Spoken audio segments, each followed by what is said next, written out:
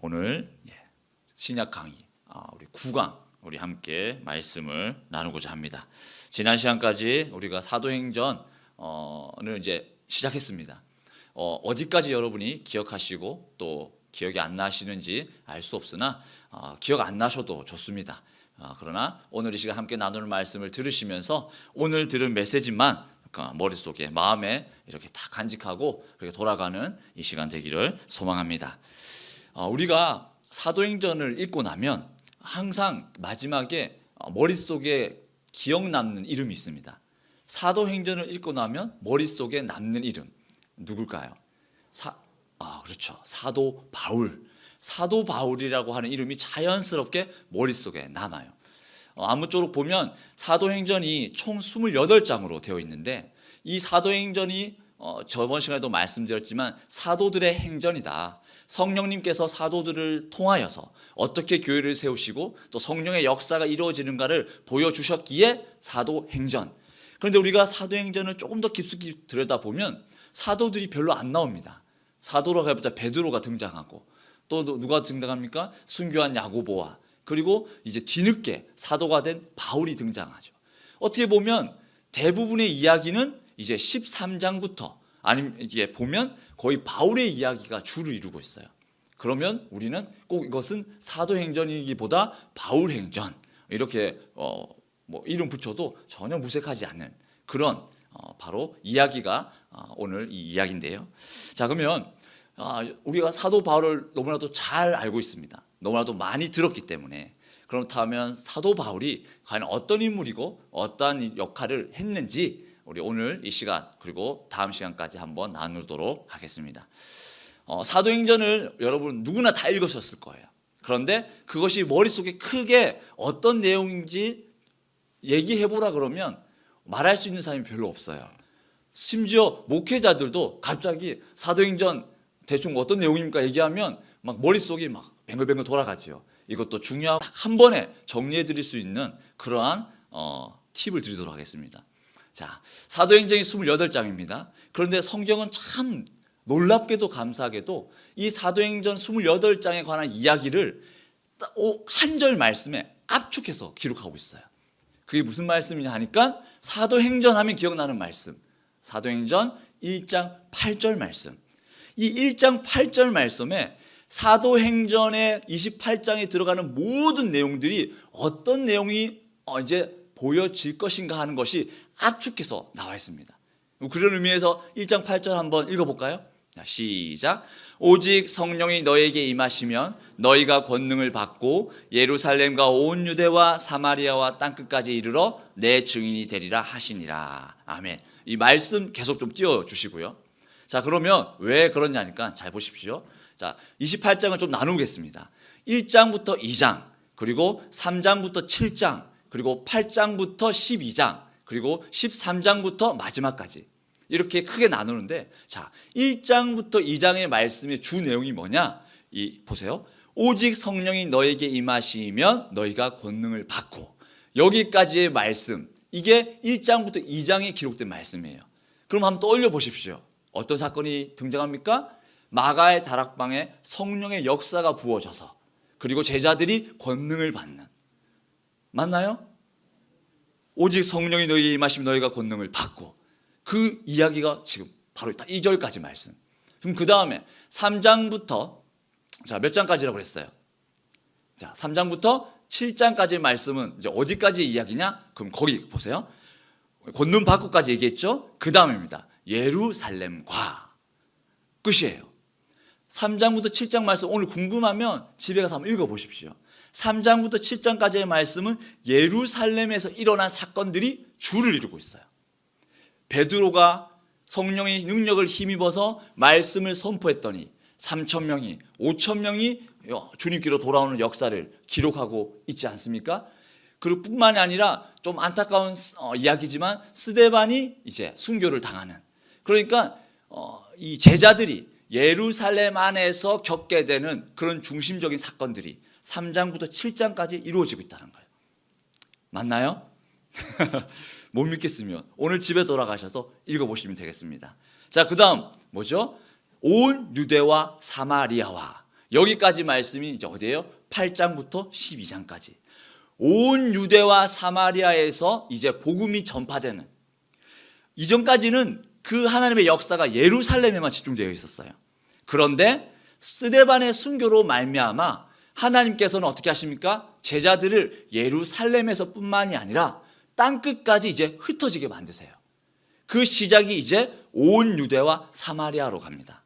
그럼 여러분이 그 말씀을 뒤쳐보면 누가 등장하느냐? 빌립이 등장해요. 빌립이 어디에서 사역을 합니까? 사마리아에 가서 복음을 전하고 이방인들이 그 복음을 듣게 되는 놀라운 역사. 빌립뿐만이 아니라 이제 누구야? 베드로도 이제 등장하는데, 이제 베드로도 복음을 증거하기 시작합니다. 지도 한번 보여주실까요? 제가 지도까지 준비했습니다. 자, 제가 원래 있던 지도에 이렇게 동그라미를 쳐놨어요. 자, 제일 밑에 유대라고 적혀있는 예루살렘. 잠깐, 이 지도 말고 그 전 지도. 네, 이 지도. 자, 예루살렘에서 이제 흩어집니다. 베드로가 이 유대 지역을 조금씩 떠나서 이제 아까 빌립이 저 위쪽 사마리아에서 복음을 전했다고 했죠. 그럼 베드로는 어떻게 하냐? 루다로 갑니다. 루다로 가서 애니아라고 하는 중풍병자를 치유하는 역사를, 그리고 더 요바로 가서 우리가 도르가라고 하는 여인을 죽은 여인을 살리는 놀라운 기적을 또 베드로가 이렇게 보여줘요. 그리고 가서 어디로 가냐? 저 위쪽 빨간색 가이사랴로 올라가서 누구를 만납니까? 유명한 백부장 고넬료를 만나요. 고넬료를 만나서 그 가정의 복음을 증거하니 그 집안이 예수를 믿는 놀라운 기적의 역사가. 그러니까 지금은 아직까지 사마리아를 완전히 벗어나지는 못했지만 아까 우리 1장 8절 말씀처럼 온 유대와 사마리아까지 지금 말씀이 증거되는 내용이 8장부터 12장까지라고 이제 말씀을 드리는 거예요. 맞죠? 네. 그 다음에 지도 이제 없어도 되고요. 자, 그 다음에 뒤에 뭡니까? 마지막, 그렇죠. 땅끝까지 이르러 내 증인이 되리라. 이제 사마리아 온 유대를 넘어서서 정말 땅끝까지 복음이 증거되는 역사가 이제 어디서 13장부터 마지막까지 이제 이어지는 거예요. 13장부터 28장까지의 내용이 바울을 중심으로 해서 사도 바울의 1차 전도 여행, 2차 전도 여행, 3차 전도 여행까지의 이야기들이 이제 들어가 있어요. 이 이야기들이 다 뭡니까? 땅끝까지 복음이 증거되는 그런 이야기들이에요. 그런데 실제로 여러분이 지도를 펴서 보면 정말 저기 땅끝까지 막 우리나라까지 오고 막 그렇진 않아요. 그때 당시는 그들이 생각했던 땅끝까지, 그 의미는 거기를 시작으로 해서 정말 우리가 있는 이 대한민국까지, 그리고 저 너머까지 주님의 복음의 말씀이 증거되는 그런 놀라운 역사가 이제 사도 바울을 통해서 이루어졌다는 거죠. 자, 이제 어디를 가도 우리는 그리스도인으로서 그 유명한 말씀 사도행전 한번 얘기해봐. 그러면 어떻게 얘기할 수 있어요? 없어요? 얘기할 수 있죠. 그냥 1장 8절 말씀만 줄줄 읽으면 됩니다. 잘 모르시거든. 그냥 대충 여기서 여기까지가 어디까지 말씀이고 여기서 여기까지가 이렇게. 그래서 여러분 사도행전 1장 8절은 우리가 암기하면 정말 좋은 그런 말씀입니다. 자, 그러면 그 유명한 바울, 하나님께서는 그럼 그 바울을 어떻게 사용하실고, 그리고 우리는 바울을 누구라고 알고 있는가? 우린 잘 알고 있어요. 사도 바울의 이야기가 이제 나오는데 말씀을 한번 보면서 사도 바울이 어떤 사람인지 한번 읽어보도록 하겠습니다. 사도행전 9장 3절에서 5절 말씀입니다. 자, 앞에 화면에 보시고 함께 공독하겠습니다. 시작. 사울이 길을 가다가 다메섹에 가까이 이르더니 호련히 하늘로부터 빛이 그를 둘러 비추는지라 땅에 엎드러져 들음에 소리가 있어 이르시되 사울아 사울아 내가 어찌하여 나를 박해하느냐 하시거늘 대답하되 주여 누구시니까 이르시되 나는 내가 박해하는 예수라. 아멘. 자, 사도 바울이 등장합니다.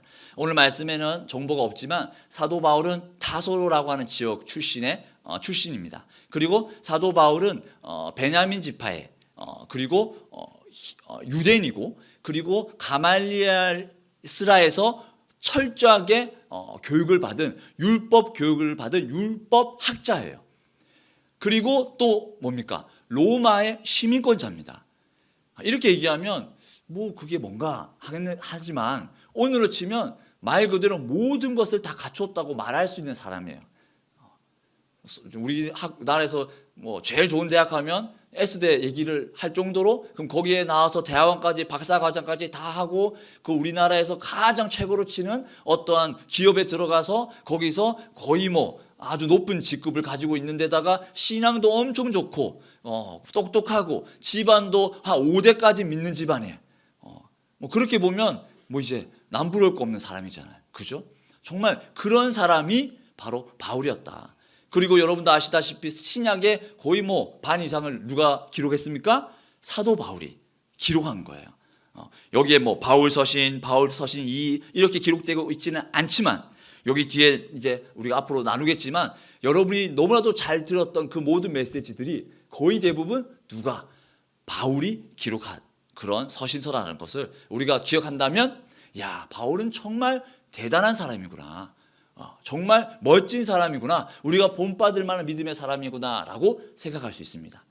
그런데 사도 바울이 처음부터 그랬던 사람이냐? 아니죠.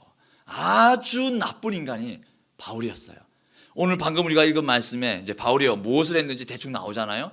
바울의 이전 이름은 사울이었습니다. 사울이 이제 예수님을 만나면서 바울이 된 거예요.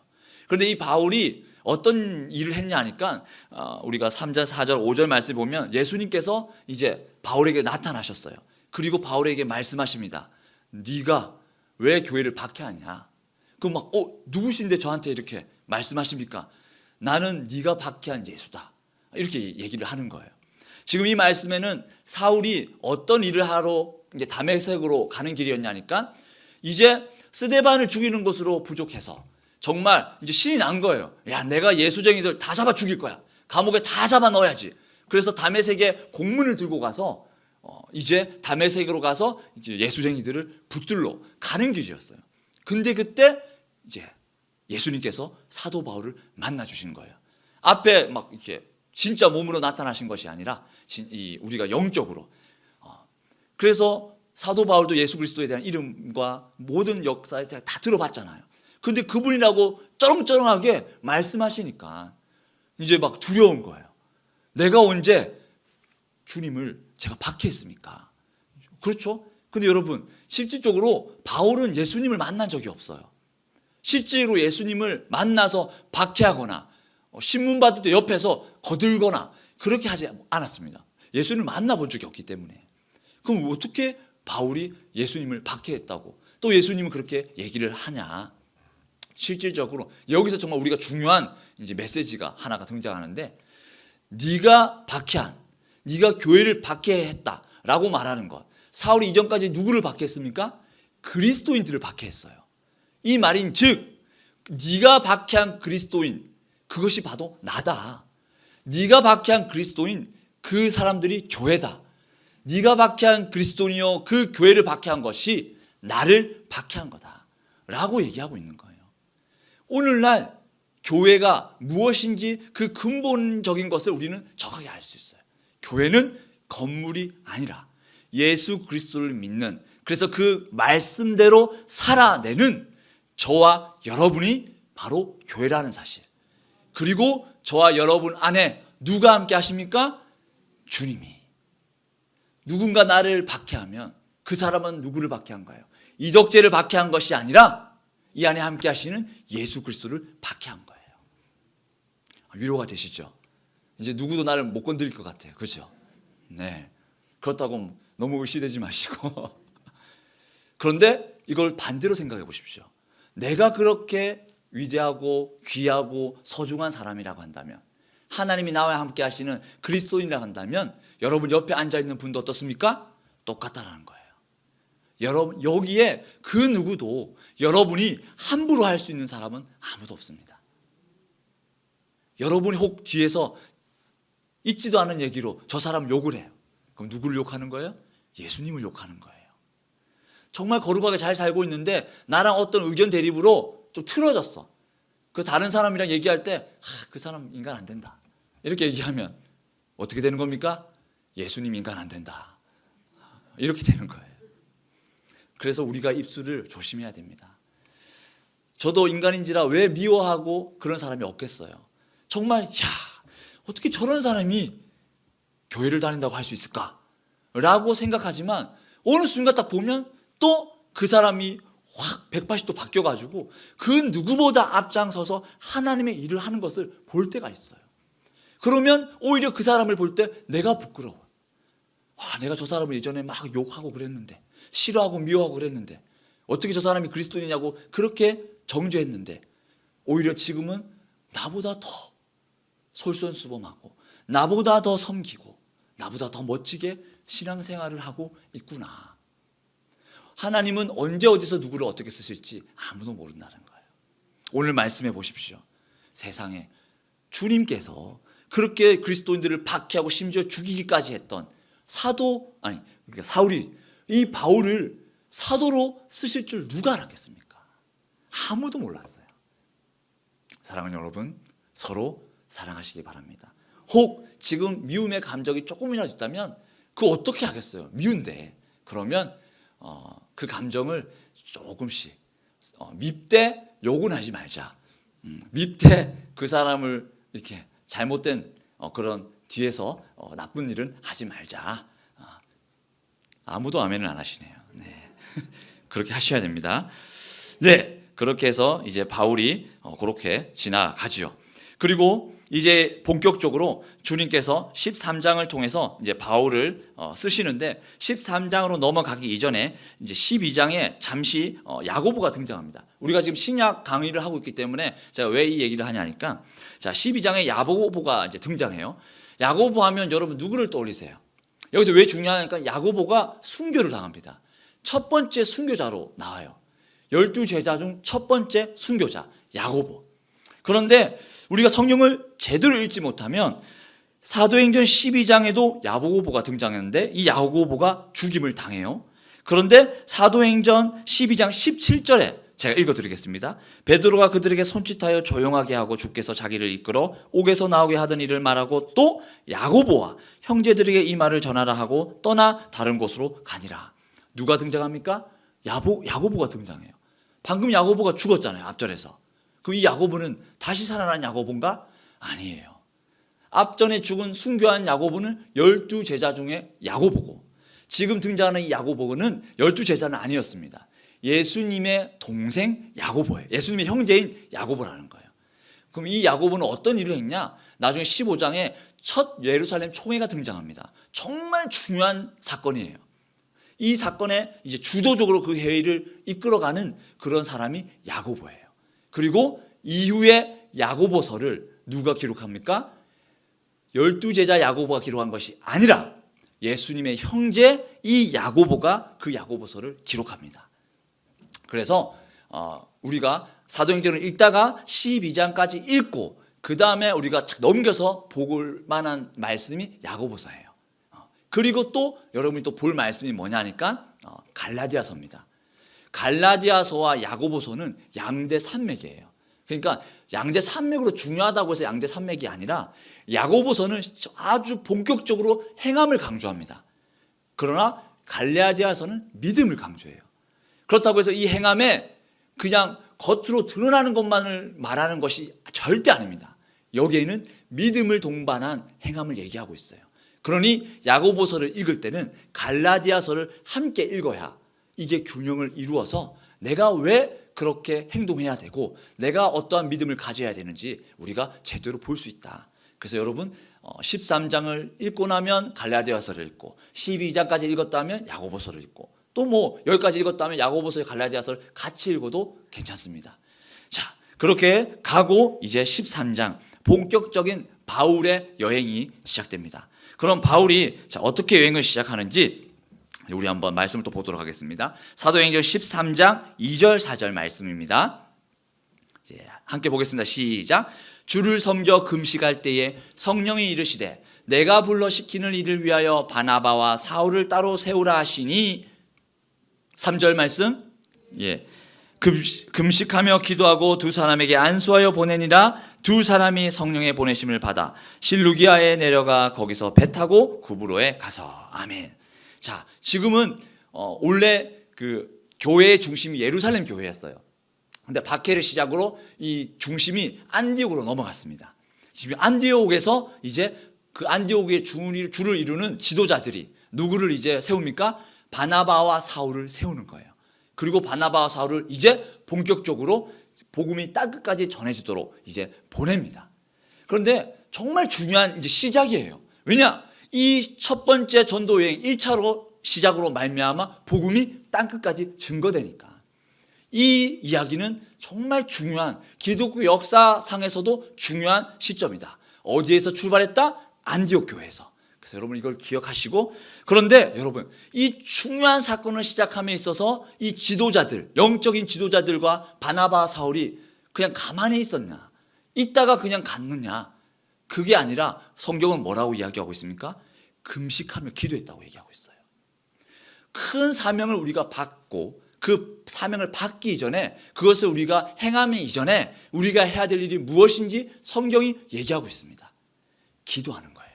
기도하는 거. 근데 이게 교회만의 이야기겠습니까? 교회는 건물만이 아니라 누가 교회라고 그랬어요? 저와 여러분이. 그럼 여러분이 개인적으로 가정에 어떤 문제가 있고 또한 사명에 어떤 일들이 있어서 고난과 어떤 해결될 부분들이 있다면, 그것이 당장 내 앞에 닥쳤다고 한다면 여러분이 해야 될 일은 뭐예요? 기도하는 거예요. 내가 가고 싶다고 해서 마음대로 뛰쳐나가는 것이 아니라, 사도 바울과 바나바는 금식하며 기도하는 가운데에 성령님이 보내시니 그때 출발했던 거예요. 이건 개인적으로도 교회적으로도 하나님의 일은 무조건 이렇게 시작돼야 된다는 사실을 여러분 기억하시기 바랍니다. 이렇게 해서 성령의 보내심을 이제 받은 거예요. 성령의 보내심을 받아서 이제 어디로 이제 가서 일을 시작하냐? 지도, 이제 아까 봤던 두 번째 지도를 한번 보여주시기 바랍니다. 두 번째 지도 보면, 자, 이게 이제 사도 바울이 1차로 여행했던 곳이에요.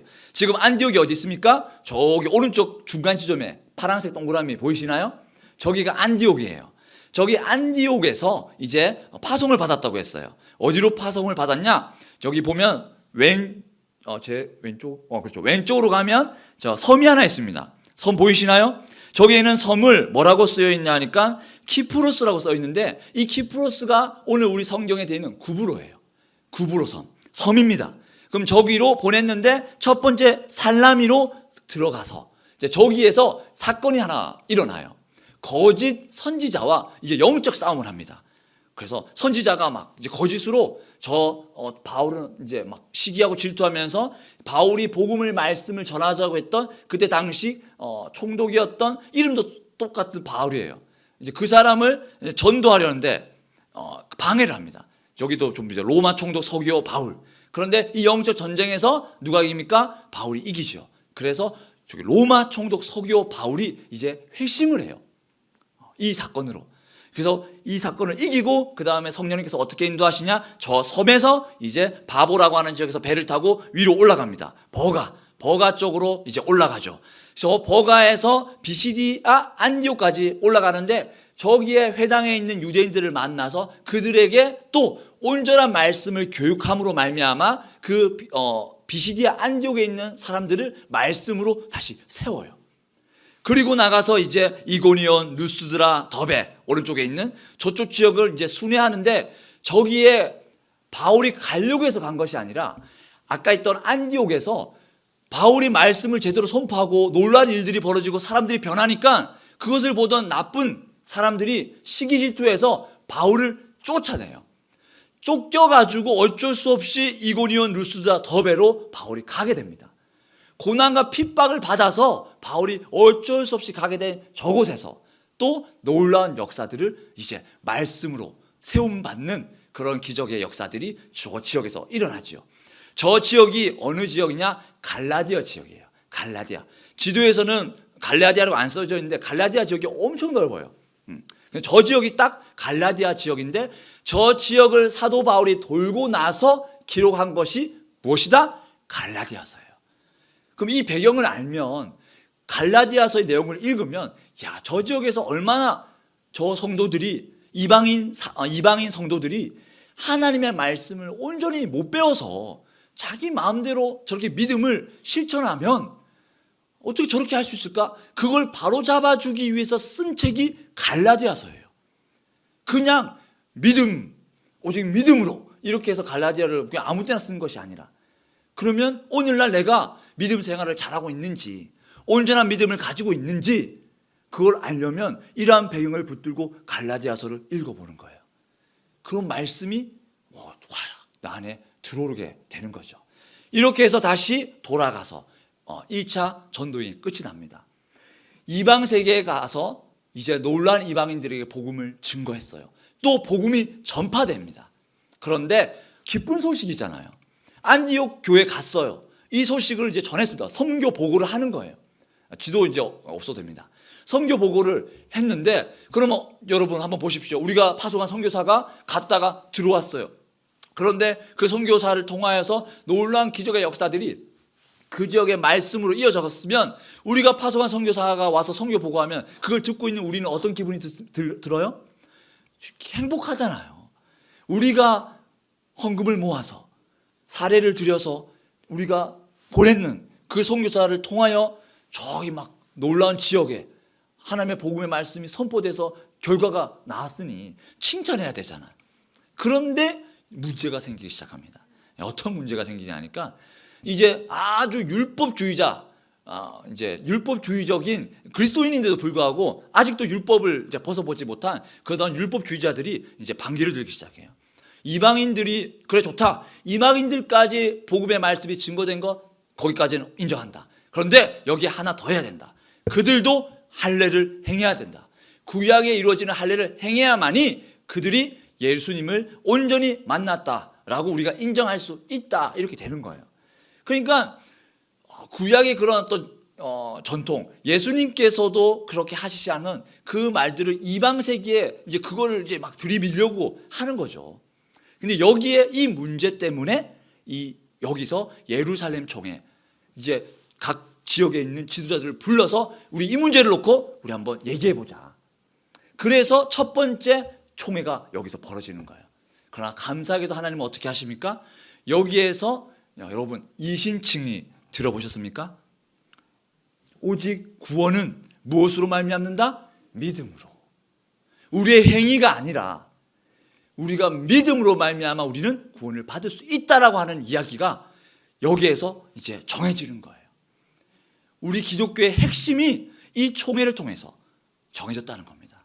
내가 잘나서, 직분이 높아서, 성경을 잘 알아서 그래서 구원받는 것이 아니라 예수 그리스도가 나를 대신하여 십자가에 돌아가신 그것을 믿는 그 믿음, 그거 하나면 우리가 못 배워도 없어도 우리는 구원을 받을 수 있다는 것. 그것이 여기에서 정해진 거예요. 얼마나 감사한 일입니까? 지금까지 우리가 나눴던 이야기들을 들어보면 여러분, 우리 믿음의 선배들, 특별히 사도들과 사도 바울, 이들이 그 행해졌던 그 이야기들과 스토리를 성경에서 보면 문제가 없었던 적이 한 번도 없어요. 주님께서 완벽한 사람을 세우셔서 일꾼으로 삼으신 적이 한 번도 없습니다. 완벽한 상황을 만드셔서 어디나 가서 쭉 복음을 증거하면 복음이 확 퍼지고, 그리고 나는 아무런 위협도 받지 아니하고 편안하게 복음을 증거했던 적이 한 번도 없다는 거예요. 이 복음이 땅끝까지 전해지는데 어떠한 순교가 있었습니까? 스데반의 피 흘림이 있었어요. 그 전에 예수님의 십자가의 피 흘림이 있었습니다. 그리고 사도 바울, 우리가 오늘 함께 나눈 이야기에서도 그 안디옥에서 핍박받아서 쫓겨나서 그 갈라디아, 우리가 지금 주옥같이 읽고 있는 갈라디아서가 기록된 거예요. 핍박과 고난 가운데에 그 문제 앞에서 기독교의 역사는 이루어지고 있고 사도행전은 지어졌고, 오늘도 우리는 그 행전을 이어서 저와 여러분의 믿음의 역사가 쓰여져 가고 있다는 거예요. 제가 완벽해서, 여러분이 완벽해서가 아닙니다. 성령님께서 우리를 쓰시기 때문에. 내 머릿속으로, 내 생각으로는 왜 이렇게 말도 안 되는 일이 진행되는 거지? 왜 너는 말도 안 되는 일을 시작하려고 하니? 왜 내 삶 가운데 이렇게 문제가 내 삶을 가로막고 있는 걸까? 하나님, 저를 좀 써주십시오. 하나님, 제가 이 길 가려고 하는데 좀 이렇게 평탄하게 만들어주시면 안 되겠습니까? 하나님은 없구나. 이 일은 주님이 하신 일이 아니야. 이렇게 고난과 핍박이 있는데 이게 어떻게 예수님께서 우리에게 시키신 일이야? 라고 말할 수 있을지도 몰라요. 그러나 우리가 읽는 성경은 모든 것이 그러한 일들 속에서 벌어졌어요. 말도 안 되는 상황 속에서, 말도 안 되는 사람을 통해서, 말도 안 되는 환경 속에서 주님의 일이 일어나고 있더라는 거예요. 지금도 일어나고 있습니다. 저와 여러분의 삶 속에서. 저는 부족해서 안 됩니다. 때로는 그게 교만일 수 있다는 거예요. 내가 하는 것이 아니라 주님께서 하시니까. 나의 문제 여러분이 해결하려고 하지 마시기 바랍니다. 저는 설교할 때마다 이 얘기를 하는 것 같아요. 우리가 할 수 있는 것이 아니라 지금도 나와 함께 하시는 성령님께서, 우리 하나님께서 이루어 가신다. 그거 하나만 기억함으로 앞으로의 삶, 힘들고 고난 가운데 있을지라도 오직 주님만 바라보며 나아가는 저와 여러분, 우리 명락교회 되기를 간절히 소망합니다. 기도하겠습니다.